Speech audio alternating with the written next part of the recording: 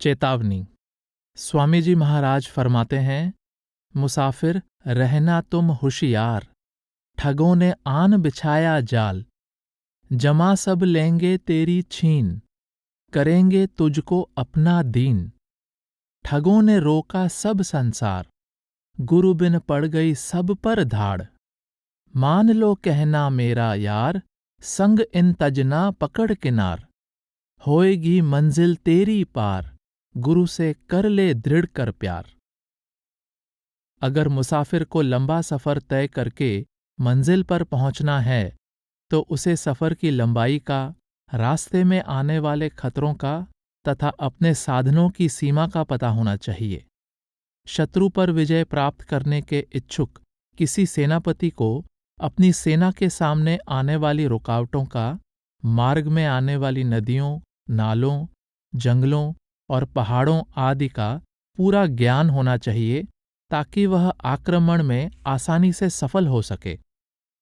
स्वामी जी महाराज ने मन, माया और काल के नगर को पार कर निज घर पहुंचने के इच्छुक को बार बार सावधान किया है और चेतावनी दी है ताकि वह पूरी तरह सचेत होकर मार्ग पर चले। मनुष्य जन्म की महत्ता। स्वामी जी महाराज की वाणी है, मिली नर देह यह तुमको, बनाओ काज कुछ अपना। यह तन दुर्लभ तुमने पाया, कोट जन्म भटका जब खाया। अब याको बिरथा मत खोवो, चेतो छिन छिन भक्ति कमावो। आप सावधान करते हैं कि मनुष्य जन्म दुर्लभ अवसर है। अनंत जन्म 84 के दुख भरे जंगल में भटकने के बाद परमात्मा की अपार कृपा से यह अमूल्य वरदान प्राप्त होता है। यह अवसर इसलिए प्रदान किया जाता है कि जीवात्मा परमात्मा की सच्ची भक्ति द्वारा कर्मों का नाश करके तथा आवागमन के बंधन से मुक्त होकर परमात्मा से मिलाप कर ले। हमें मनुष्य जन्म के सही मूल्य और महत्व को समझकर इसका सही उपयोग करना चाहिए। स्वामी जी महाराज सावधान करते हैं, भटक भटक नर देही पाई, इंद्री मन मिल यहाँ मारा। आप कहते हैं कि ऐ नादान, तुझे अनंत काल तक 84 के दुखदायी जंगल में भटकने के बाद मनुष्य जन्म का अमूल्य अवसर मिला है। तुझे इस अवसर से लाभ उठाकर आवागमन के चक्र से मुक्त होने का यत्न करना चाहिए। यदि तू इस सुनहरी अवसर को इंद्रियों के भोगों, विषय विकारों में व्यर्थ खो देगा तो तुझे भारी पश्चाताप करना पड़ेगा।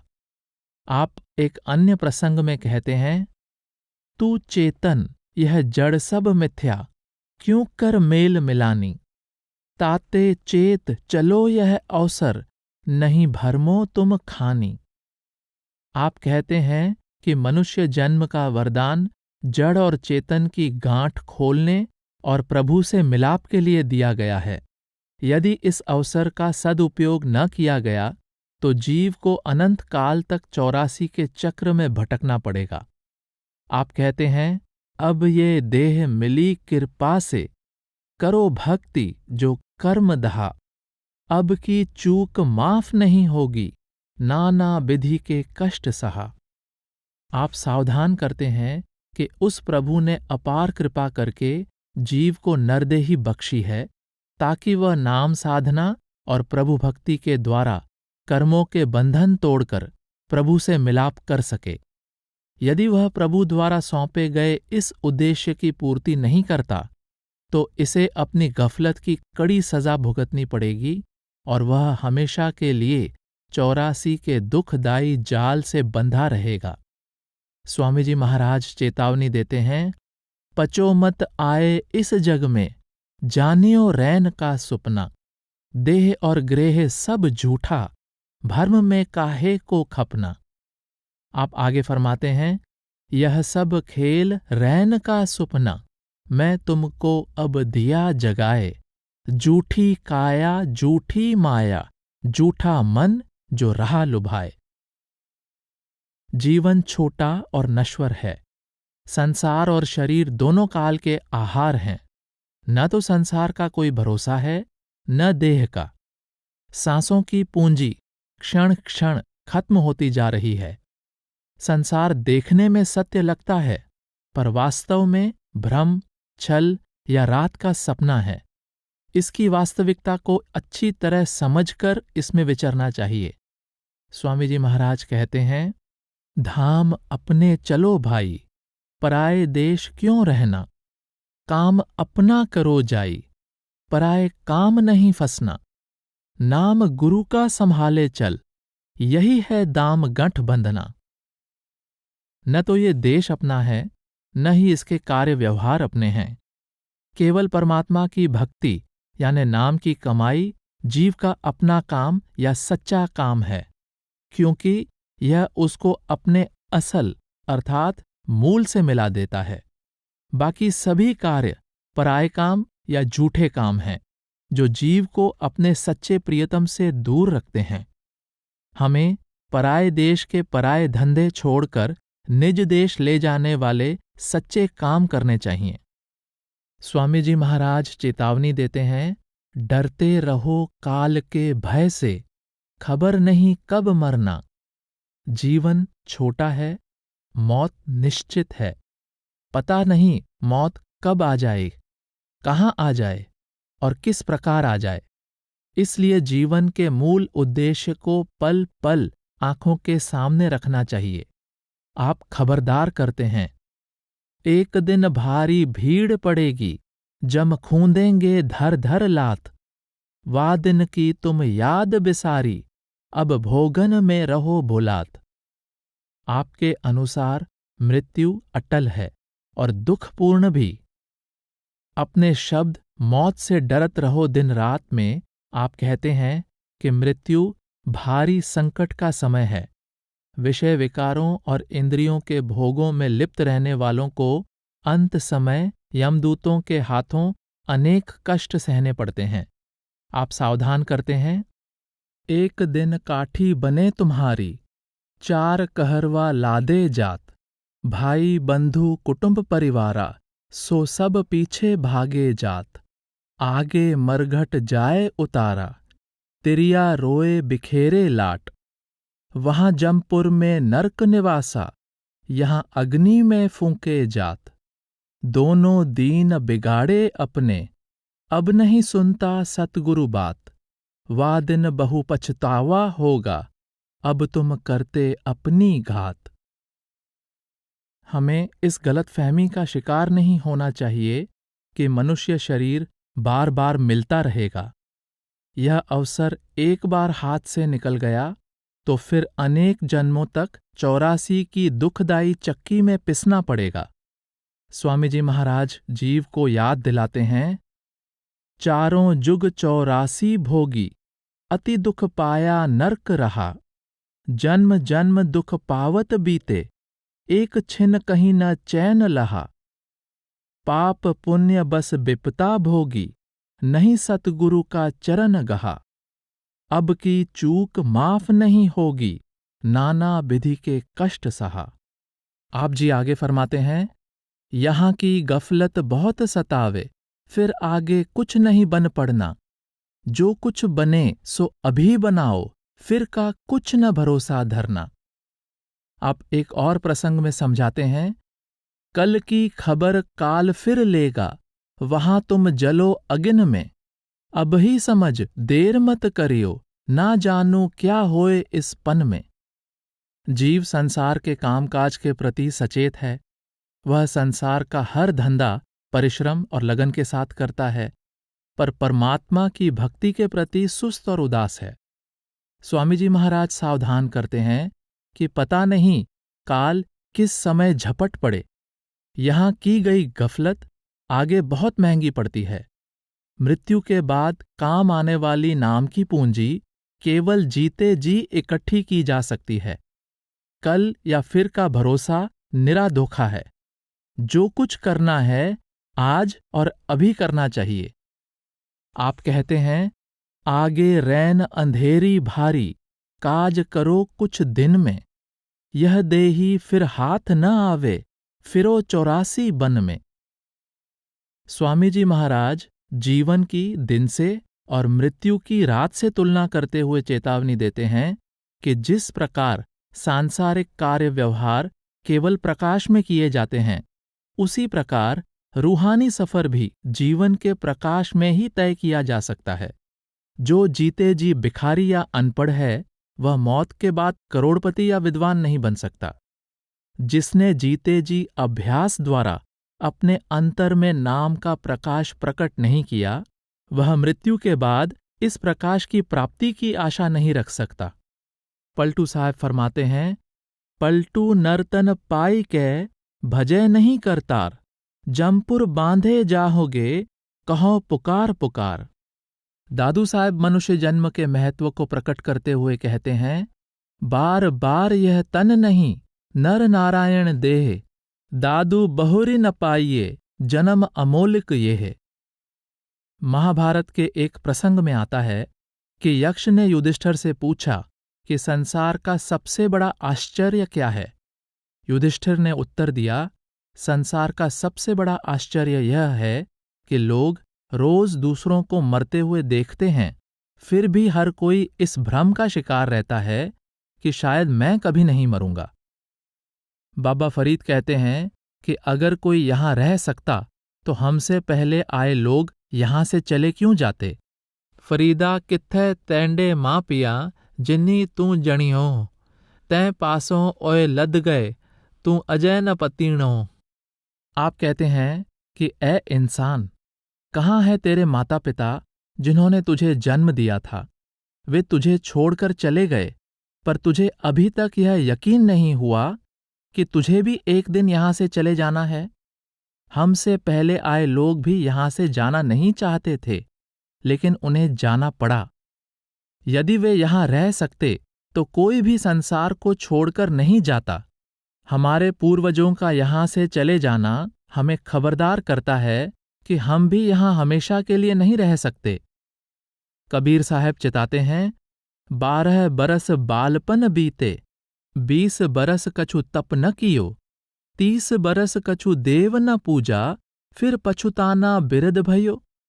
चरण सीस कर कंपन लागे, नैनी नीर असार बहे, जिह्वा बचन सुध नहीं निकसे, तबरे धर्म की आस करे। आप कहते हैं कि तूने बाल्यावस्था और यौवन काल संसार के कार्यों में, भोग विलास आदि में खो दिए, आत्म कल्याण के लिए प्रभु भक्ति नहीं की। अब वृद्धावस्था ने तुझे घेर लिया है, तेरी इंद्रियां शिथिल हो रही हैं, बुद्धि काम नहीं कर पाती, तेरा शरीर तुझसे संभलता नहीं, और अब तू धर्म कर्म आदि में लगकर कुछ प्राप्ति की आशा कर रहा है। इंद्रियों के भोग। स्वामी जी महाराज ने गाफिल यानी बेसुध जीव को इंद्रियों के भोगों और संसार के संबंधों की वास्तविकता के विषय में भी सावधान किया है। आप चेतावनी देते हैं कि शब्द से टूटा हुआ जीव इंद्रियों के भोगों में सुख ढूंढने की कोशिश करता है। वह बुरी तरह इनके दलदल में धंस जाता है और मनुष्य जन्म के वास्तविक ध्येय को पूरा नहीं कर पाता। इन विकारों में फंसे जीव को न तो निज घर पहुंचने की चिंता होती है और न ही वहां के परम आनंद का आभास रहता है। स्वामी जी महाराज ने इंद्रियों के भोगों में फंसे व्यक्ति की तोते, बंदर, मछली और हाथी से तुलना की है। आपकी वाणी में आता है, जग के बीच बंधे तुम ऐसे, जैसे सुवना नलनी धारी, मरकट सम तुम हुए अनाड़ी, मुट्ठी दीन फंसारी, और मीना जिह्वा रस माती, कांटा जिगर छिदारी, गजसम मूरख हुए इस बन में, जूठी हथनी देख बंधारी, क्या क्या कहूं काल अन्यायी, बहुविधि तुमको फांस लियारी। आप समझाते हैं कि तोता नलकी को पकड़कर बहेलिये के वश में आ जाता है, बंदर चने के बर्तन में मुट्ठी फंसाकर मदारी के वश में आ जाता है, मांस के स्वाद के कारण मछली बंसी यानी कांटा गले में फंसाकर मछुए के जाल में फंस जाती है, काम से ग्रस्त हाथी नकली हथनी के पीछे गड्ढे में गिरकर महावत के वश में आ जाता है। बहेलिया, मदारी, मछुआ और महावत, तोते, बंदर मछली और हाथी से मनचाहा व्यवहार कराते हैं। इसी प्रकार विषय विकारों और इंद्रियों के भोगों के कारण जीव बुरी तरह काल के जाल में फंसकर आवागमन के दुखमय चक्र में बंध जाता है। इसी विचार को कबीर साहब ने इस प्रकार प्रकट किया है। मरकट मुष्टि अनाज की, मन बौरा रे लीनी हाथ पसार। छूटन को सहसा परया, मन बौरा रे नाच्यो कर बार। ज्यों नलनी सुवटा गहयो, मन बौरा रे माया एह व्यवहार। जैसा रंग कुसुम्ब का, मन बौरा रे त्यों पसर्यो पासार। गुरु रविदास जी ने सावधान किया था, मृग मीन भृंग पतंग कुंचर, एक दोख विनाश। पंच दोख असाद जामै, ताकि केतक आस। हिरन कानों के विषय के कारण, मछली जिह्वा के विषय के कारण, भंवरा नासिका के विषय के कारण, पतंगा आंखों के विषय के कारण और हाथी काम के विषय के कारण दुख उठाते हैं। यदि ये पांचों एक एक विषय के कारण तबाही के गड्ढे में गिर जाते हैं, तो उस प्राणी की क्या दशा होगी जो पांचों विषयों में एक साथ लिप्त है। इस संबंध में स्वामी जी महाराज 2 नसीहतें देते हैं। पहली, भोग संसार कोई दिन के, सहज में त्यागते चलना।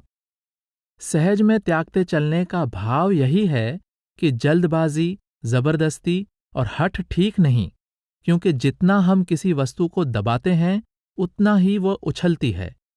इसलिए मन को समझाकर धीरे धीरे सहज भाव से इंद्रियों के भोगों की ओर से मोड़ना चाहिए। संत महात्मा हठ के विरुद्ध हैं।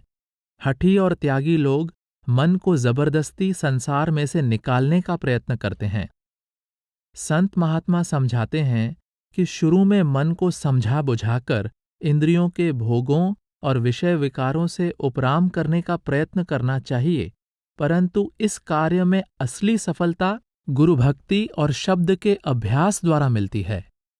इस प्रयत्न में सफलता के लिए स्वामी जी महाराज दूसरी नसीहत यह देते हैं, हे सहेली, अब गुरु के मार्ग चलना, मन मार्ग छिन छिन तजना, कामादिक भोग बिसरना, धुन सुनकर नभ पर चढ़ना। आप आगे फरमाते हैं, सुमिरन कर सेवा कर सतगुरु, मन ही हटाओ काम से, मन इंद्री कुछ बस कर राखो, पियो घूंट गुरु जाम से। भजन करो छोड़ो सब आलस, निकर चलो कलिग्राम से, दम दम करो बेनती गुरु से, वही निकारें तन चाम से। आप कहते हैं कि मन के मार्ग को त्यागने और गुरु के मार्ग पर चलने का काम साथ साथ होना चाहिए। इसी तरह मन को काम आदि से मोड़कर सुमिरन, सेवा और नाम से जोड़ने का कार्य साथ साथ होना चाहिए। स्वामी जी समझाना चाहते हैं कि केवल इंद्रियों के भोगों के त्याग से मन वश में नहीं आ सकता। मन जब भी इंद्रियों के भोगों से उपराम होगा, शब्द से जुड़कर ही होगा। यदि किसी लड़की को यह समझाया जाए कि तुम्हारी शादी करीब है, अब तुम माँ बाप और सखी सहेलियों का प्यार छोड़ दो, तो वह कभी भी ऐसा नहीं कर सकेगी। लेकिन जब उसकी शादी हो जाती है और उसका अपने पति से प्रेम हो जाता है, तो वह माता पिता, सखी सहेलियों को अपने आप भूल जाती है। इसी तरह जब आत्मा को शब्द का अलौकिक अमृत पीने को मिलता है, तो वह स्वाभाविक इंद्रियों के भोगों से उपराम हो जाती है। इसलिए स्वामी जी महाराज जीवात्मा को गुरु भक्ति और नाम भक्ति की औषधि द्वारा विषय विकारों के रोग का नाश करने का उपदेश देते हैं। सांसारिक संबंध। संसार के संबंधों और रिश्तों के बारे में सावधान करते हुए स्वामी जी महाराज फरमाते हैं, क्यों फिरत भुलानी जगत में, दिन चार बसेरा, स्वार्थ के संगी सभी, जिन तुझको घेरा, मात पिता सुत स्त्री, कोई संग न हेरा। आप जी एक और जगह फरमाते हैं, कुटुंब परिवार मतलब का, बिन धन पास नहीं आई। मनुष्य संसार में मित्रों और संबंधियों को सच्चे साथी और हितैषी समझता है। वह इनको सुख, शांति और धैर्य का साधन समझता है। स्वामी जी महाराज सावधान करते हैं कि माता पिता, बेटे बेटियां, पति पत्नी आदि सभी अपने अपने स्वार्थ के संबंधी हैं। इन्हें सच्चा और स्थायी समझना भारी अज्ञानता है। इन झूठे रिश्तों का मोह छोड़कर हमें परमात्मा की प्राप्ति में सहायक होने वाले सच्चे साथी, सद्गुरु और नाम के साथ प्यार करना चाहिए। नाटक के पात्रों का आपसी रिश्ता तब तक का होता है जब तक वे मंच पर हैं। इसी प्रकार जब तक एक दूसरे से गरज होती है या मतलब होता है, तब तक रिश्तेदार प्यार का नाटक खेलते रहते हैं। जब मतलब निकल जाता है तो कोई किसी का नहीं रहता। स्वामी जी महाराज फरमाते हैं, धन दारा सुत नाती कहियन, यह नहीं आवे काम। आप आगे फरमाते हैं, गुरु क्यों न संहार, तेरा नर्तन बीता भर्म में। दारा सुत परिवार, ठगियन संग क्यों खो वही। आप समझाते हैं कि जब तक मन इन झूठे संबंधों का मोह नहीं छोड़ता, यह आवागमन के जाल से छुटकारा कैसे पा सकता है। मन है बड़ा गंवार, मोह रहा कर प्यार, छूटे कैसे जार से। आप सावधान करते हैं, मित्र तेरा कोई नहीं संगियन में, पड़ा क्यों सोवे इन ठगियन में। रिश्तेदार मीठे ठग हैं जो हमें मोह के फंदे में फंसाकर हमारी मनुष्य जन्म की अमूल्य पूंजी लूट लेते हैं। आप कहते हैं, कनिक कामनी लागी प्यारी, रैन दिवस इन संग लिपटानी। मोह जाल यह काल बिछाया, दाना डाला जीव फंसानी। आप एक और जगह फरमाते हैं, बेड़ी तौक हथकड़ी बांधे, काल कोठरी कष्ट समान। काल दुष्ट तुम्हें बहुविधि बांधा, तुम खुश होके रहो गलतान। जीव जिस सोने चांदी, स्त्री आदि में दिन रात उलझा रहता है, वह वास्तव में जीव को माया के जाल में फंसाए रखने वाला काल का जबरदस्त धोखा है। आप समझाते हैं कि स्त्री, पुत्र, रिश्तेदार, धन दौलत, हाट हवेली आदि जीव को संसार से बांधकर रखने वाली बेड़ियां और गुलामी के बंधन हैं। दुख की बात है कि अज्ञानी जीव पहले खुशी खुशी इन कष्टपूर्ण बंधनों का फंदा गले में डाल लेता है और जब गला घुटने लगता है तब रोता चिल्लाता है। आप उपदेश करते हैं, कार्य मात्र बरतो इन माही, बहुत मोह में बहु दुख पाई। आप एक अन्य प्रसंग में कहते हैं, गफलत छोड़ भुलाओ जग को, नाम अमल अब घोट पिया। समझने योग्य बात यह है, बहुत मोह में बहु दुख पाई। आवश्यकता संसार और रिश्तों के त्याग की नहीं, इनके प्रति मोह के त्याग की है। स्वामी जी संसार को छोड़ने का नहीं, बल्कि संसार को भुलाने का उपदेश देते हैं। जिस स्वामी जी महाराज ने कार्य मात्र बरतो इन माही या भुलाओ जग को कहा है, उसे गुरु नानक देव जी ने अंजन माहे निरंजन, माया मह जिस रखै उदास, या जैसे जल में कमल निरालम का नाम दिया है। संसार में किस प्रकार रहना है, इस संबंध में स्वामी जी महाराज किसी दूसरे प्रसंग में उपदेश करते हैं, जगत जाल में फंसो न भाई, निस्दिन रहो भजन में। साध गुरु का कहना मानो, रहो उदास जगत में।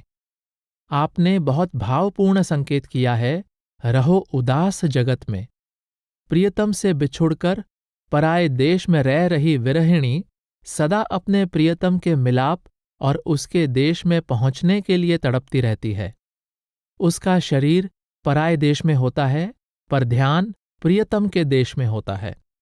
परमात्मा रूपी प्रियतम से मिलाप करने के लिए तड़प रही आत्मा संसार के रिश्तेदारों में रहती हुई उनके प्रति उपराम और उदास रहती है। उसके रोम रोम में प्रियतम का प्रेम समाया होता है, इसलिए उसका हृदय संसार से सदा उदास और उचाट रहता है। आपका भाव है कि प्रभु का प्रेम संसार के मोह को काटने का अचूक साधन है। कर्मों का जाल।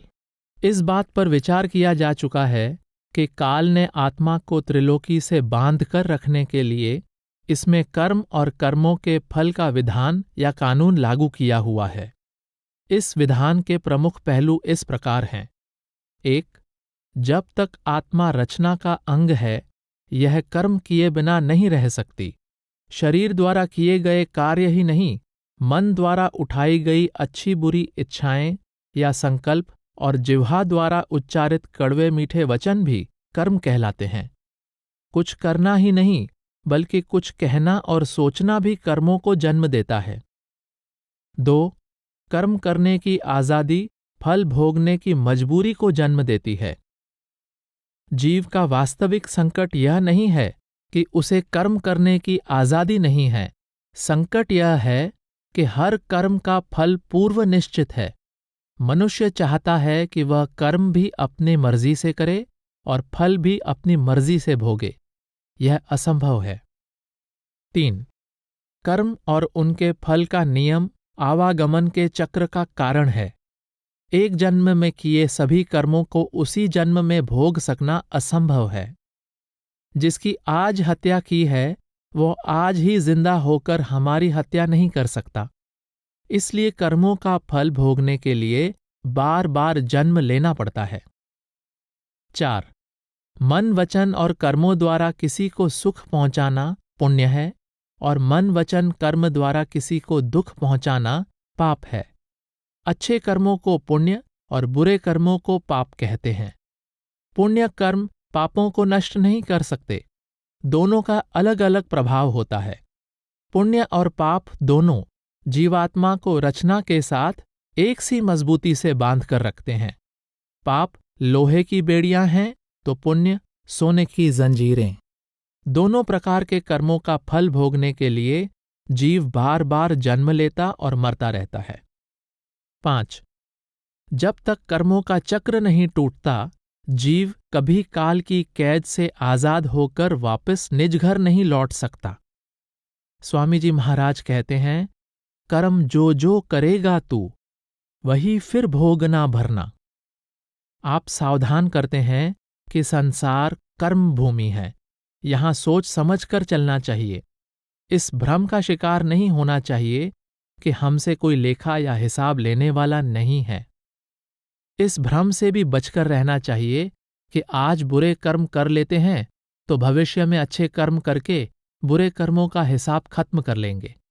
दोनों प्रकार के कर्मों का अलग अलग फल भोगना पड़ेगा। बाबा फरीद सावधान करते हैं, फरीदा लोड़े दाख बिजूरियां किक्कर बीजै जट, हंडे उन कताईदा पैंदा लोड़े पट। अर्थात अगर एक मनुष्य अपने खेत में बबूल के बीज बोता है और अंगूर के फल प्राप्त करना चाहता है, और अगर ऊन कातकर रेशम पहनना चाहता है, तो यह कैसे संभव है? गुरु अंगद देव जी भी सावधान करते हैं, जित कीता पाइये आपना, सा काल बुरी क्यों कालिए, मंदा मूल न कीचई, दे लम्मी नदर निहालिए। आप बहुत भावपूर्ण उपदेश देते हैं कि जब हम अच्छी तरह जानते हैं कि अपने किए हुए कर्मों का फल हमें देर सवेर भोगना ही पड़ेगा, तो फिर हम बुरे कर्मों से बचने की कोशिश क्यों नहीं करते? हमें कोई भी कार्य केवल जल्दी मिलने वाले लाभ की दृष्टि से ही नहीं करना चाहिए। हमें हर कर्म करते समय दूरदृष्टि से सोचना चाहिए कि इसका अंत में क्या फल होगा। संसार में जो भी धोखाधड़ी, रिश्वतखोरी, जुल्म, जबरदस्ती, अत्याचार आदि दिखाई देते हैं, उन सभी का कारण यह है कि मनुष्य इस भ्रम का शिकार है कि न उसे कोई देखने वाला है और न ही उसे किए हुए कर्मों का फल भोगना पड़ेगा। यदि मनुष्य को यह पूर्ण विश्वास हो जाए कि प्रभु हर कर्म को देख रहा है और हर कर्म का फल अनिवार्य रूप से भोगना पड़ेगा, तो आज ही संसार की हालत बदल जाए। अगर हमारे सामने 5 साल का बच्चा भी खड़ा हो तो हम कोई बुरा काम करने की हिम्मत नहीं करते, लेकिन उस प्रभु से जिसे हम सर्वव्यापक मानते हैं, 5 साल के बच्चे जितना भी डर नहीं रखते और ऐसे कर्म भी कर बैठते हैं जो हमारे विनाश का कारण सिद्ध होते हैं। संत समझाते हैं कि कर्म 3 प्रकार के हैं: प्रारब्ध, क्रियमान और संचित। पिछले जन्मों के कर्मों में से इस जन्म में भोगने के लिए मिले कर्म प्रारब्ध कहलाते हैं। इस प्रारब्ध, होनी या तकदीर को कोई विरोधी शक्ति अपनी मर्जी से नहीं बनाती। हमारे अपने ही पूर्व कर्म हमारी होनी, भाग्य या प्रारब्ध बन जाते हैं। प्रारब्ध कर्मों को भोगते हुए हमसे प्रतिदिन नए यानी क्रियमान कर्म होते रहते हैं, जो अगले जन्मों में प्रारब्ध बन जाएंगे। एक जन्म के सभी कर्म एक ही जन्म में भोग पाना संभव नहीं, इसलिए हर जन्म के बिन भोगे कर्मों का एक भंडार जमा हो जाता है, जिसे संचित कर्म कहते हैं। ये कर्म जीव को 84 के चक्र से बांध कर रखते हैं। स्वामी जी महाराज फरमाते हैं, काल चक्र का पड़ा हिंडोला, ऊंच नीच खावे झकझोला। आप और फरमाते हैं, प्रथम अषाढ़ मास जग छाया, आशा धर जीव गर्भ समाया। कर्म बेग ने बाहर डाला, माया कीन्हा बहु जंजाला। आप एक और जगह समझाते हैं, जन्म जन्म दुख पावत बीते, एक छिन कहीं न चैन लहा। काल ने आवागमन और 84 का झूला डाल रखा है। जीव अपने किए हुए कर्मों के कारण कभी नीची और कभी ऊंची योनियों में जाता है। वह जितने अधिक कर्म करता है, चाहे अच्छे करता है या बुरे, उतना ही वह रचना के साथ बंधता चला जाता है। आप सावधान करते हैं, जमपुर जाए जीव पछतावे, जम के दूत तिन बहुत सतावें। नाना कष्ट दे हैं पल पल में, फिर फांसी डालें गल गल में। कुंभी नरक माही दें गोते, जीव सहें दुख अति कर रोते। नरकन में अति त्रास दिखावें, फिर 84 ले पहुंचावें। आप समझाते हैं कि अनेक कर्म ऐसे होते हैं जिन्हें इस मृत्युलोक में नहीं भोगा जा सकता। उन्हें भोगने के लिए जीव को अनेक प्रकार के नरकों में जाना पड़ता है। इन नरकों में जीव को ऐसे कष्ट सहने पड़ते हैं जो बयान नहीं किए जा सकते। क्रूर कर्मों के कारण कुछ जीवों को कुंभी नरकों में असह्य दुख भोगने पड़ते हैं। कुंभी नरक घड़े के समान नीचे से खुला और ऊपर से तंग होता है। यह मलिनता से भरा होता है। जीव रोता चिल्लाता सिर बाहर निकालता है तो यमदूत ऊपर से उसे पीटते हैं। संतों ने अनेक प्रकार के नरकों का वर्णन किया है। ये नरक कहने मात्र के लिए नहीं हैं, अपितु वास्तविकता हैं। संत चरणदास जी ने नासिकेत पुराण का हिंदी कविता में अनुवाद किया है। उसमें उन्होंने 18 प्रकार के नरकों का वर्णन किया है। इन 18 सूक्ष्म नरकों के साथ नासिकेत पुराण में इस मृत्युलोक को भी एक नरक कहा गया है, जहां जीव को पूर्व जन्म में किए गए कर्मों के कारण अनेक प्रकार के दुख उठाने पड़ते हैं। गुरु अंगद देव जी चेतावनी देते हैं, थाव न पाए न कूड़ियार, मुंह काल्ह दोजख चालिया। अर्थात ऐसे पापियों को बचाव के लिए कहीं स्थान या आश्रय नहीं मिलता। उनके मुंह काले किए जाते हैं और उन्हें नरकों में डाला जाता है। बाबा फरीद सावधान करते हैं, फरीदा मौतें दा बन्ना एवें दिसै, ज्यों दरियाव है टाहा। अग्गै दोजक तपिया सुनिए, हूल पवै का हा। इकना नो सब सोझी आई, इक फिरदे वे परवाहा। अमल जो कीतिया दुनि विच, से दरगह ओगाहा। आप कहते हैं कि मौत का किनारा ऐसा दिखाई देता है जैसे नदी की लहरों की मार से ढहते हुए किनारे होते हैं। आगे नरकों की तपती अग्नि है, जिसमें पड़े जीव चीख पुकार और हाहाकार कर रहे हैं। कुछ लोग इस सच्चाई को जानकर कर्म करने में सावधान रहते हैं, जबकि कुछ इस ओर ध्यान ही नहीं देते और कर्म करते समय लापरवाही बरतते हैं। लेकिन इस संसार में जीव जो भी कर्म करता है, वे मृत्यु के बाद खुदा की दरगाह में उसकी गवाही देते हैं। नरकों की तरह स्वर्ग भी एक वास्तविकता है। जैसे घोर पापों के फल स्वरूप नरकों में जाना पड़ता है, वैसे ही पुण्य कर्मों के कारण जीव को निश्चित अवधि के लिए स्वर्गों में भेजा जाता है। जब पुण्य कर्मों का फल क्षीण हो जाता है तो उसे फिर से मृत्युलोक में भेज दिया जाता है। यह समझना कि पुण्य कर्म पाप कर्मों का नाश कर सकते हैं एक भारी भूल है। दोनों प्रकार के कर्मों का अलग अलग हिसाब रखा जाता है और दोनों प्रकार के कर्म जीव को रचना और आवागमन से बांध कर रखते हैं। यदि पाप कर्म लोहे की बेड़ियां हैं तो पुण्य कर्म सोने की बेड़ियां हैं, किंतु जीव को रचना से बांध कर रखने के लिए दोनों ही समान रूप से सहायक हैं। स्वामी जी और अन्य सभी संतों ने परमार्थ के इस गूढ़ रहस्य पर प्रकाश डाला है कि कर्म कर्म का नाश नहीं करता, कर्म का नाश शब्द यानी नाम करता है। स्वामी जी महाराज कहते हैं, शब्द कर्म की रेख कटावे, शब्द शब्द से जाय मिलावे। आप समझाते हैं कि शब्द प्रभु का रूप है और कर्मों के प्रभाव से शब्द ही मुक्त करवा सकता है। केवल शब्द ही आवागमन से छुड़ाकर प्रभु से मिला सकता है, क्योंकि शब्द ही प्रभु है। आप कहते हैं, सतगुरु सरन गहो मेरे प्यारे, कर्म जगात चुकाए। ऐ मेरे भाई, यदि तुम कर्मों का नाश करना चाहते हो तो सतगुरु की शरण में जाकर उनसे शब्द का भेद लेकर शब्द की साधना करो, जिससे तुम्हारे कर्मों का नाश होगा। पीछे इस बात पर विचार कर आए हैं कि कर्मों को प्रेरित करने वाले मन की उत्पत्ति त्रिकुटी से होती है। जब साधक शब्द के अभ्यास द्वारा त्रिकुटी को पार कर लेता है तो वह मन के शिकंजे से मुक्त हो जाता है और उसके हर प्रकार के कर्म नष्ट हो जाते हैं। इसके बिना कर्मों से छुटकारा पाने का कोई दूसरा साधन नहीं है।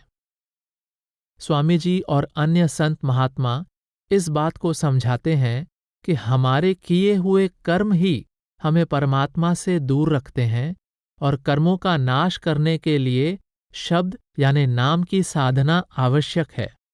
लोग जप तप, पूजा पाठ, दान पुण्य, तीर्थव्रत आदि पुण्य कर्मों के सहारे मुक्ति प्राप्त करना चाहते हैं। ऐसा सोचना भारी अज्ञानता है। निकृष्ट कर्म नरकों का अधिकारी बना देते हैं और पुण्य कर्मों का फल समाप्त होने पर आत्मा को स्वर्गों से वापस इस मृत्युलोक में आना पड़ता है। दया, मेहर और करनी। हुजूर स्वामी जी महाराज ने जीव को दया और करनी के परस्पर संबंध के बारे में भी समझाया है। इसमें संदेह नहीं कि परमार्थ का आदि, मध्य और अंत परमात्मा या सद्गुरु की दया मेहर है, परंतु परमार्थ में जीव के पुरुषार्थ को भी आवश्यक माना जाता है। आप परमात्मा की दया मेहर की महिमा करते हुए फरमाते हैं, मेहर बिन क्या कोई माने, कही राधा स्वामी यह गाई। सभी जानते हैं कि परमात्मा अंदर है और पूर्ण गुरु की सहायता से अंतर में नाम से लिव जोड़कर सहज ही भवसागर से पार हो सकते हैं। फिर हम पूर्ण संतों के पास जाकर सुरत को अंतर में शब्द से क्यों नहीं जोड़ लेते? स्वामी जी महाराज समझाते हैं कि जब से रचना रची गई है, अनेक संत जीवों को चिताने के लिए संसार में आ चुके हैं। वे बार बार जीवों को निज घर पहुंचाने का उपदेश देते हैं, पर इस उपदेश पर विश्वास वे ही इने गिने भाग्यशाली जीव करते हैं जिनके हृदय में वह परम पिता परमेश्वर स्वयं इस उपदेश के प्रति विश्वास पैदा करता है। उस आदिकर्ता की दया होती है तो जीव के हृदय में उससे मिलाप की तड़प पैदा होती है। उसकी दया से ही प्रभु से मिलाने और इस तड़प को मिटाने में सहायता देने वाला पूर्ण सद्गुरु और सच्चा नाम मिलता है। उसकी दया मेहर द्वारा ही आत्मा शब्द का अभ्यास करती हुई परम धाम पहुंच सकती है। आप फरमाते हैं, जिन पर मेहर दया सतगुरु की, उनको दर्श दई। आप एक और जगह समझाते हैं, राधा स्वामी कह कह चुप हुए, बिन भाग न धारा शब्द की। परमार्थ के प्रत्येक अंग में सफलता को पूरी तरह परमात्मा की दया मेहर पर निर्भर बताने के बावजूद स्वामी जी महाराज ने जीव को अपनी ओर से पूरी कोशिश करने का उपदेश दिया है। आप कहते हैं, संत दया बिन कोई न पावे, बिना संत कुछ हाथ न आवे, करनी भी सब संत बताई, बिना मेहर पचना है भाई।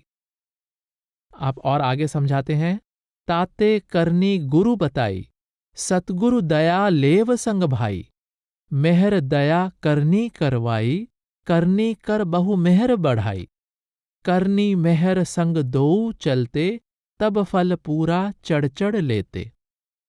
स्वामी जी महाराज बहुत सुंदर उपदेश करते हैं कि जो संत यह कहते हैं कि जो कुछ होता है परमात्मा की दया से होता है, वे ही यह हिदायत भी देते हैं कि अपनी ओर से अधिक कोशिश करो। हम अपने जीवन के किसी काम के लिए यह नहीं कहते कि जो कुछ होना है परमात्मा की दया से हो जाएगा, बल्कि हर काम को पूरा करने के लिए जी जान की बाजी लगा देते हैं। इसी प्रकार हमें चाहिए कि परमात्मा या सद्गुरु की दया को अपनी ओर से प्रयत्न न करने का बहाना न बनाएं, बल्कि प्रभु की दया में विश्वास रखते हुए परमार्थ में सफलता और नाम के अभ्यास में अपनी ओर से खूब मेहनत करें। स्वामी जी महाराज संकेत करते हैं कि अपनी करनी का अहंकार मत करो, क्योंकि निर्बल जीव का केवल अपने यत्न से उस अलख अगम सर्वशक्तिमान प्रभु को वश में कर पाना असंभव है। हमें तो चाहिए कि उसकी दया मेहर पर भरोसा रखकर तन मन से सुरत शब्द के अभ्यास में जुट जाएं, ताकि अपने निर्बल बालक को संग्राम में जूझते देखकर उस दयालु पिता को दया आ जाए और वह अपनी दया से हमारी कमाई के वृक्ष को सफलता के फलों से लाद दे। जो कुछ भी हम कर सकेंगे उसकी दया से ही कर सकेंगे, पर जितनी अधिक हम करनी करेंगे, अभ्यास करेंगे, वह परमात्मा उतनी ही अधिक दया हम पर करेगा। स्वामी जी महाराज इस भाव पर कुछ और प्रकाश डालते हैं। दया कर संत और सतगुरु, बतावें नाम का जपना, गुरु बिन और बिना करनी, मिले कस कहो या रहनी। आप फरमाते हैं कि सतगुरु ने दया मेहर करके तुम्हें नाम के अभ्यास का साधन और मार्ग बख्श दिया है। अब नाम का जपना, नाम से सुरत जोड़ना तुम्हारा अपना काम है। मार्गदर्शक दया करके मार्ग बताता है। वह तरस खाकर यात्री के साथ चलने, उसका भार बंटाने और हर कदम पर उसकी सहायता करने के लिए भी तैयार हो जाता है। पर हर मुसाफिर को अपना सफर खुद तय करना पड़ता है। अध्यापक सभी विद्यार्थियों को एक जैसी लगन, प्रेम और सहानुभूति के साथ पढ़ाता है, पर सफलता हर विद्यार्थी की अपनी रुचि, स्वभाव, कोशिश, मेहनत और लगन पर निर्भर करती है। जीवन के जिस भी काम में हम सफलता प्राप्त करते हैं, लगन, उत्साह और परिश्रम के फल स्वरूप करते हैं। यही नियम परमार्थ में भी लागू होता है। भाई गुरुदास जी गुरु नानक देव जी के संबंध में फरमाते हैं, रेत अक आहार कर, रोड़ा की गुर करी विछाई, पारी करी तपस्या, वड्डे पाग हरस्यों बण आई। वड्डे पाग हरस्यों बण आई अर्थात जो कुछ हुआ परमपिता परमात्मा की दया से हुआ, पर हुआ बड़ी तपस्या करने से। गुरु अमरदास जी के विषय में सबको पता है कि आप बुढ़ापे में भी अपने तन से सतगुरु की कितनी सेवा किया करते थे और सारी सारी रात खूंटी से केश बांधकर नाम का अभ्यास करते थे। स्वामी जी महाराज ने 15 वर्ष नाम की कमाई की। आप कई कई दिन कोठरी से बाहर नहीं आते थे और अंतर में शब्द में लीन रहते थे। स्पष्ट है कि दया और करनी अध्यात्म की गाड़ी के 2 पहिए हैं। स्वामी जी महाराज संकेत करते हैं, सुरत शब्द 2 अनुभव रूपा, तू तो पड़ा भर्म के कूपा, करनी कर कर सुरत चढ़ाओ, शब्द मिले अनुभव घर पाओ, बिना शब्द अनुभव नहीं होई, अनुभव बिन समझे नहीं कोई, ताते करनी गुरु बताई, सतगुरु दया लेव संग भाई। आप एक और प्रसंग में समझाते हैं, यह करनी का भेद है, नाहीं बुद्धि विचार, बुद्धि छोड़ करनी करो, तो पावो कुछ सार। आप फरमाते हैं कि आत्मा और परमात्मा दोनों कहने सुनने की नहीं, बल्कि मेहनत और रूहानी अभ्यास के द्वारा प्रत्यक्ष अनुभव की जाने वाली असलियत हैं। हमें हर प्रकार के संशय और भ्रम को छोड़कर आत्मा को शब्द से जोड़कर परम सत्य का निजी अनुभव प्राप्त करना चाहिए। इसलिए सतगुरु की दया के साथ साथ हमें अपनी मेहनत या करनी पर भी जोर देना चाहिए। आप अपनी वाणी के कुछ अन्य प्रसंगों में कहते हैं, करनी करो, मार मन डालो, इंद्री रोक द्वारा, सुरत चढ़ाए गगन पर धाओ, सुन्न शिखर के पारा। आप एक और जगह फरमाते हैं, जिन गुरु पाया शब्द का और प्रीति करी जिन शब्द की, बड़ भागी वह जीव हैं जो करें कमाई शब्द की। आप जी एक और जगह समझाते हैं, शब्द कमाई कर हे मीत, शब्द प्रताप काल को जीत। आप जी आगे समझाते हैं, गुरु जो भेद बतावें तुमको, धारो बचन कमाओ उनको। मन को हराने के लिए उसे विषय विकारों और इंद्रियों के भोगों से रोकने की कोशिश करनी चाहिए। सतगुरु से उपदेश लेना ही काफी नहीं, सतगुरु के वचनों को हृदय में बसाकर उनके अनुसार अपनी रहनी को बदलना आवश्यक है। जिस प्रकार संसार के और सभी कार्यों में सफलता के लिए हम आलस्य, नींद और सुस्ती छोड़कर परिश्रम करते हैं, उसी प्रकार सुरत शब्द की कमाई भी प्रेम, लगन, परिश्रम और उत्साह से करनी चाहिए। गुरु अमरदास जी कहते हैं, सतगुर नो सबको वेखदा, जेता जगत संसार, डिठै मुकत न होवई, जे चर शब्द न करे विचार। आप सावधान करते हैं कि सतगुरु का मिल जाना और उनसे नाम का भेद प्राप्त कर लेना ही काफी नहीं, सतगुरु से मिले शब्द का अभ्यास करना भी आवश्यक है। मन और आत्मा की अवस्था जब भी बदलेगी, शब्द की कमाई के द्वारा ही बदलेगी। नाम रसायन घट में जरना। स्वादिष्ट और पौष्टिक आहार को खाना इतना कठिन नहीं होता जितना उसे पचाना। नाम का अभ्यास करने से कहीं अधिक कठिन है इस अभ्यास द्वारा हासिल की गई प्राप्ति को हजम करना। जब हम लगन, प्रेम और श्रद्धा के साथ भजन करते हैं तो परमात्मा हम पर दया मेहर करता है। सतगुरु की दया और हमारी करनी से हमारे परिश्रम के वृक्ष पर रूहानी प्राप्ति के फल लगने शुरू हो जाते हैं। इस प्राप्ति को संभालने के बारे में स्वामी जी महाराज फरमाते हैं, भजन कर मगन रहो मन में। आगे आप एक और जगह समझा रहे हैं, नाम रसायन घट में जरना।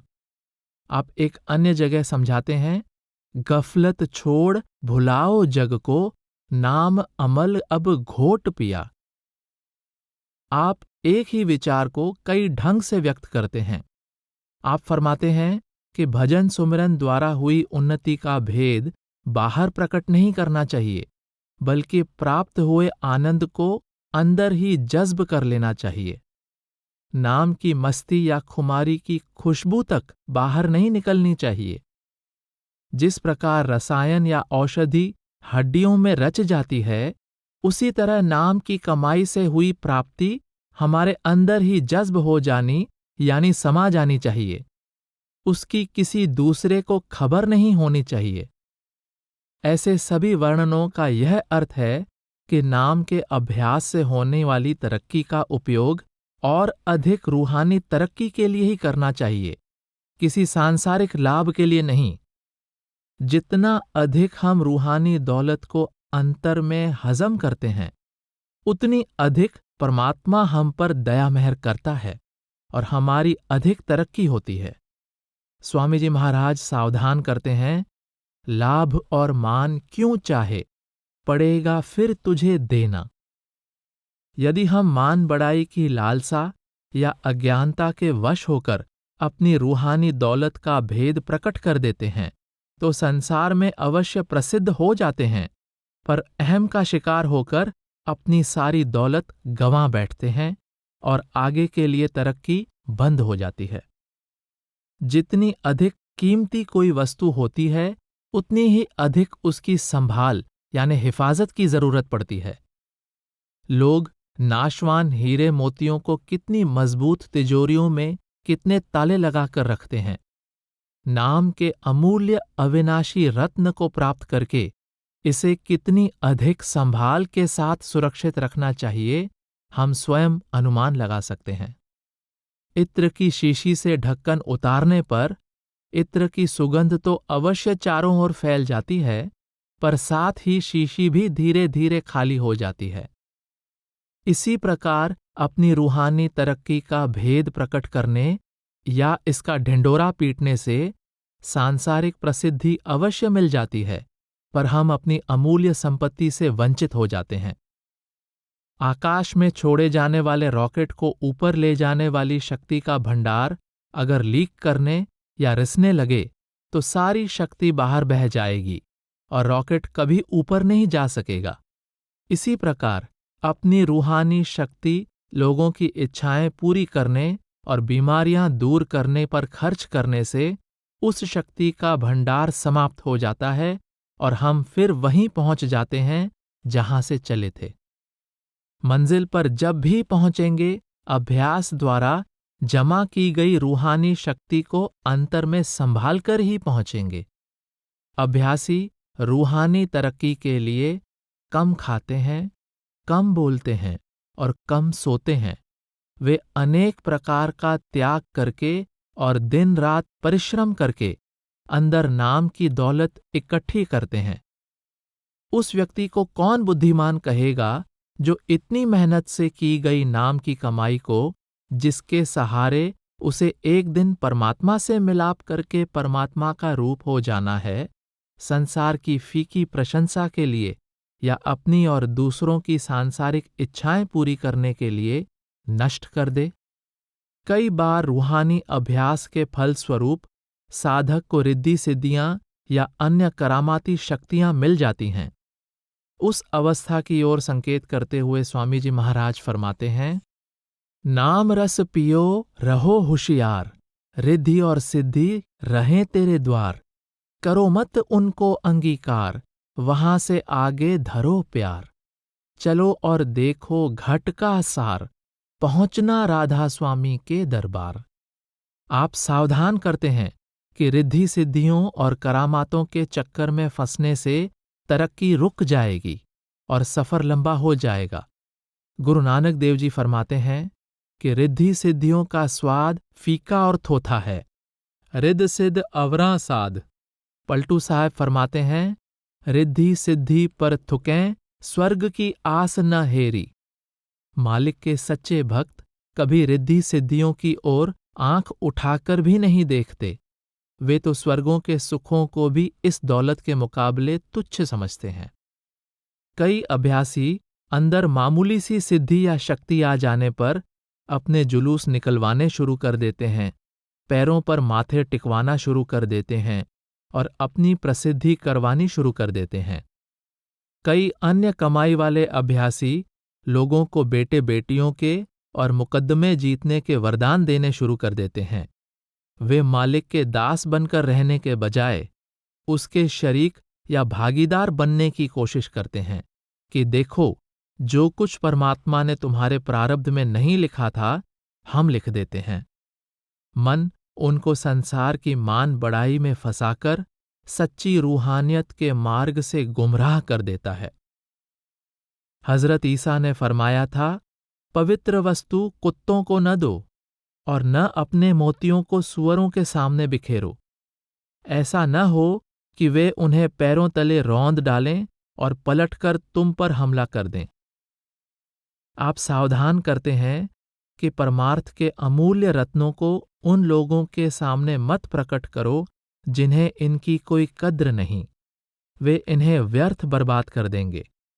हम जानते हैं कि हीरे की कद्र केवल जौहरी को होती है। जौहरी को हीरा मिलता है तो वह उसे बहुत संभाल कर रखता है, परंतु वही हीरा कुम्हार को मिले तो वह उसे गधे के गले में बांध देता है। कबीर साहब खबरदार करते हैं, राम पदारथ पाए कै कबीरा गांठ न खोल, नहीं पटण नहीं पारखू, नहीं गाहक नहीं मोल। संत महात्माओं के समझाने का भाव है कि रूहानी प्राप्ति अमूल्य रत्नों के समान है। दुनियादार अंधे हैं, उनको इस मूल्यवान और दुर्लभ पदार्थ का ज्ञान नहीं। वे यदि भूले भटके मालिक के प्यारों के पास आ भी जाएं, तो उनसे सांसारिक इच्छाएं पूरी करवाने की कोशिश करते हैं। लोग नाम का भेद प्राप्त करके नाम के अभ्यास द्वारा परमात्मा से मिलाप करने की भावना से नहीं, बल्कि संसार की मान बढ़ाई, पद, हुकूमत या बेटे बेटियों की प्राप्ति के लिए भक्तों के पास आते हैं। प्रभु भक्तों को चाहिए कि परमेश्वर की ओर से प्रदान की गई अमूल्य निधि को इस प्रकार छिपाकर रखें कि किसी दूसरे को इसका पता ही न चले। गुरु अमरदास जी कहते हैं, पारखियावत समाल लई गुर सोझी होई। जौहरी की भांति रूहानी प्राप्ति के रत्न को छिपाकर रखना चाहिए। कुम्हार की तरह उसे गधे के गले में लटकाकर उसका प्रदर्शन नहीं करना चाहिए। जिन्हीं पाया तिन्हीं छुपाइया। जिसने इस रूहानी दौलत को प्राप्त किया उसने इसे छिपा कर रखा। कबीर साहब इस बारे में बहुत सुंदर संकेत करते हैं। नीचे लोइन कर रहो ले साजन काटमाहें, सब रस खेलो पियसूं किसी लखावो नाहें। जैसे प्रेमिका आंखें नीची करके प्रियतम के मिलाप के आनंद को छिपा लेती है, इसी प्रकार अपनी रूहानी गति का भेद किसी दूसरे को नहीं देना चाहिए। संदेश। स्वामी जी महाराज की वाणी में चेतावनी के बहुत से शब्द शामिल हैं। चेतावनी के इन शब्दों का वास्तविक संदेश यह है कि मनुष्य जन्म के महत्व को समझते हुए और इस बात का ख्याल रखते हुए कि करने वाला काम बहुत अधिक है और मिला हुआ समय बहुत कम है, इसलिए पूरी मेहनत, लगन, प्रेम और उत्साह से जीते जी अपना रूहानी सफर तय करने की कोशिश करनी चाहिए। इस सफर की सबसे बड़ी रुकावटें आलस्य, नींद, इंद्रियों के भोग, संसार के रिश्तों और पदार्थों की मोहब्बत, मन की झूठी इच्छाएं और संसार की झूठी मान बढ़ाई है। इन सब से पूरी तरह सावधान रहते हुए एकचित होकर आध्यात्मिक अभ्यास को प्रतिदिन नियम पूर्वक पूरा समय देते रहना चाहिए, ताकि हम जल्दी से जल्दी अपनी मंजिल पर पहुंच जाएं।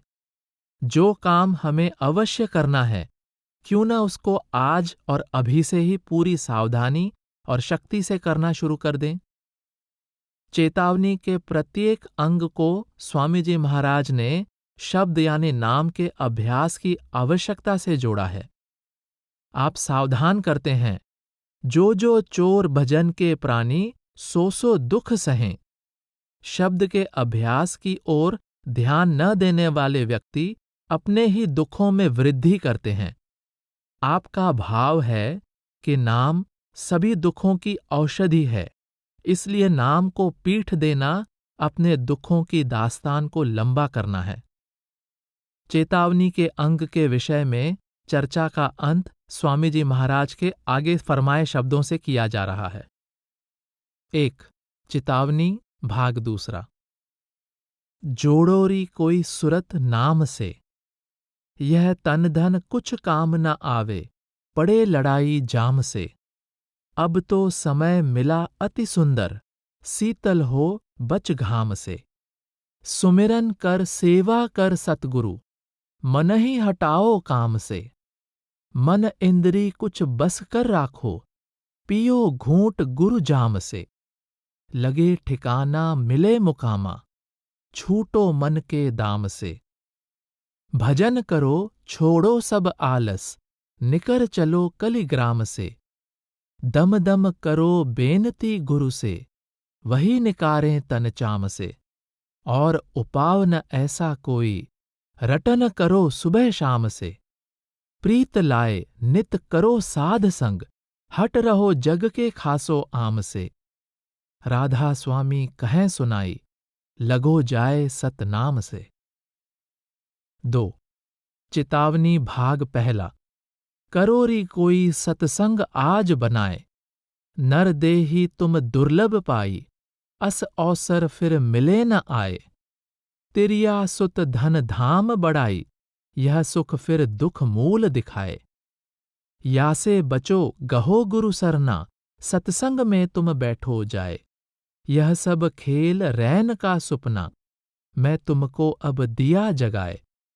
जूठी काया जूठी माया, जूठा मन जो रहा लुभाए। सत्संग सच्चा सतगुरु सच्चा, नाम सच्चाई क्या कहूँ गाए।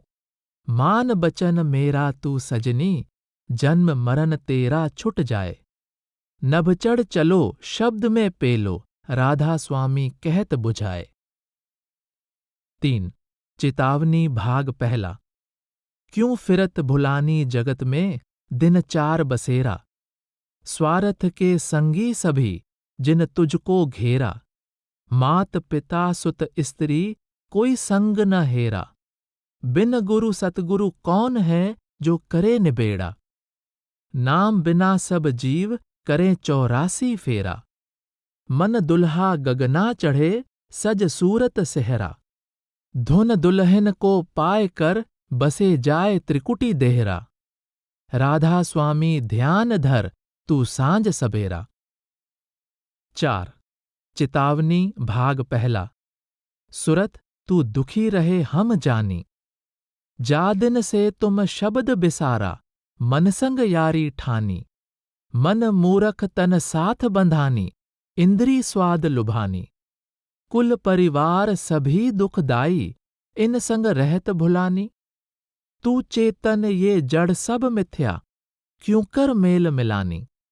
ताते चेत चलो यह अवसर, नहीं भरमो तुम खानी।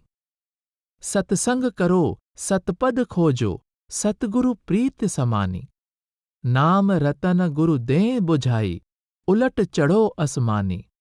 इतना काम करो तुम अब के, फिर आगे की सतगुरु जानी। राधा स्वामी कहन सम्हारो, दुख छूटे सुख मिले निशानी।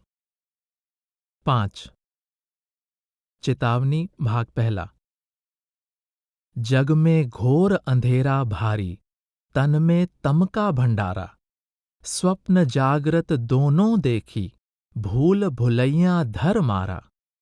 जीव अजान भया परदेसी, देश बिसर गया निज सारा। फिरे भटकता खान खान में, जोनि जोनि बिच जख मारा। दम दम दुखी कष्ट बहु भोगे, सुने कौन अब बहु हारा। करें पुकार कारगर नाही, पड़े नरक में जम धारा। भटक भटक नर देही पाई, इंद्री मन मिल यहाँ मारा। सतगुरु संत कहें बहु तेरा, राह बतावें 10 द्वारा। बचन न माने कहन न पकड़े, फिर भर में 9 वारा। फोकट धर्म पकड़ कर जूझे, बूझे न शब्द जुगत पारा। पानी मथे हाथ कुछ नाही, क्षीर मथन आलस भारा। जीव अभाग कहूँ मैं क्या क्या, बाहर भर में भौ जारा। अंतर्मुख जो शब्द कमाए, तामे मन को नहीं गारा। वेद शास्त्र स्मृत और पुराना, पढ़ पढ़ सब पंडित हारा। बिन सतगुरु और बिना शब्द सुरत, कोई न उतरे भव पारा। यही बात भाखी मैं चुनकर, अब तो मानो गुरु प्यारा। राधा स्वामी कहा बुझाई, सुरत चढ़ाओ नभ द्वारा। 6 चेतावनी भाग दूसरा। मित्र तेरा कोई नहीं संगियन में, पड़ा क्यों सोवे इन ठगियन में। चेत कर प्रीत करो सतसंग में, गुरु फिर रंग दे नाम अरंग में। धन संपत तेरे काम न आवे, छोड़ चलो यह छिन में। आगे रैन अंधेरी भारी, काज करो कुछ दिन में। यह देही फिर हाथ न आवे, फिरो 84 बन में। गुरु सेवा कर गुरु रिझाओ, आओ तुम इस ढंग में। गुरु बिन तेरा और न कोई, धार बचन यह मन में। जगत जाल में फंसो न भाई, निस दिन रहो भजन में। साध गुरु का कहना मानो, रहो उदास जगत में। छल बल छोड़ो और चतुराई, क्यों तुम पड़ो कुगति में। सुमिरन करो गुरु को सेवो, चल रहो आज गगन में। कल की खबर काल फिर लेगा, वहां तुम जलो अगिन में। अब ही समझ देर मत करियो, ना जानूं क्या होए इस पन में। यों समझाएं कहें राधा स्वामी, मानो एक बचन में। 7 चेतावनी भाग दूसरा। तजो मन यह दुख सुख का धाम, लगो तुम चढ़कर अब सतनाम। दिनाचार तन संग बसेरा, फिर छूटे यह ग्राम। धन दारा सुत नाती कहियन, यह नहीं आवें काम। श्वास दुधारा नित ही जारी, एक दिन खाली चाम। मशक समान जान यह देही, बहती आठों जाम। तू अचेत गाफिल हो रहता, सुने न मूल कलाम। माया नारी पड़ी तेरे पीछे, क्यों नहीं छोड़त काम। बिन गुरु दया छुटो नहीं आसे, भजो गुरु का नाम। गुरु का ध्यान धरो हृदय में, मन को राखो थाम। वे दयाल तेरी दया विचारें, दम दम करें सहाम। छोड़ भोग क्यों रोग बिसावे, या में नहीं आराम। गुरु का कहना मान प्यारे, तो पावे विश्राम। दुख तेरा सब दूर करेंगे, देंगे अचल मुकाम। राधा स्वामी कहत सुनाई, खोज करो निज नाम। 8 चेतावनी भाग दूसरा। देखो सब जग जात बहा, देख देख मैं गतिया जग की, बार बार यों वर्ण कहा। चारों जुग 84 भोगी, अति दुख पाया नरक रहा। जन्म जन्म दुख पावत बीते, एक छिन कहीं न चैन लहा। पाप पुण्य बस विपता भोगी, नहीं सतगुरु का चरण गहा। अब यह देह मिली कृपा से, करो भक्ति जो कर्म दहा। अब की चूक माफ नहीं होगी, नाना विधि के कष्ट सहा। गफलत छोड़ भुलाओ जग को, नाम अमल अब घोट पिया। मन से डरो करो गुरु सेवा, राधा स्वामी भेद दिया। 9 चेतावनी भाग दूसरा।